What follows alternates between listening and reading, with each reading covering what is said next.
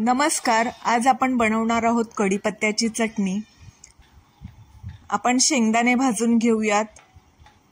अर्धी वाटी शेंगदाणे आहेत, त्यात अर्धी वाटी तीळ घालायचे आहेत आणि तेही चांगले भाजून घ्यायचे आहेत. शेंगदाणे भाजायला थोडा वेळ लागतो म्हणून मी पहिल्यांदा शेंगदाणे भाजून घेतले. त्यात आता तीळ घातलेले आहेत. तीळ हे थोडे भाजून घ्यायचे आहेत. छान भाजून झाले की त्यात आपण 1 वाटी कढीपत्ता घालणार आहोत. कढीपत्ता सुकलेला असेल तरी चालेल किंवा ओला असेल तरी चालेल. आपण छान भाजून घ्यायचा आहे.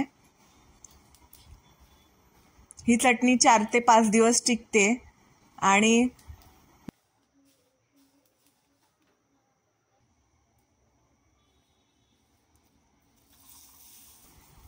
शेंगदाणे आणि तीळ हे ऑप्शनल आहेत. त्याच्यासाठी जवस पण आपण वापरू शकतो. कढीपत्त्यामुळे केस वाढायलाही मदत होते.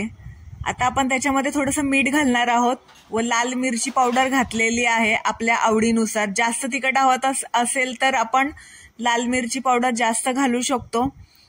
चटणी वाटून घ्यायची आहे छान मिक्सरला आणि चटणी आता तयार आहे. वाटून झाल्यावर आपण थोडंसं तेल टाकून भाकरी आणि चपाती सोबत चटणी एन्जॉय करू शकतो. भातासोबतही छान लागते. एकदा करून बघा.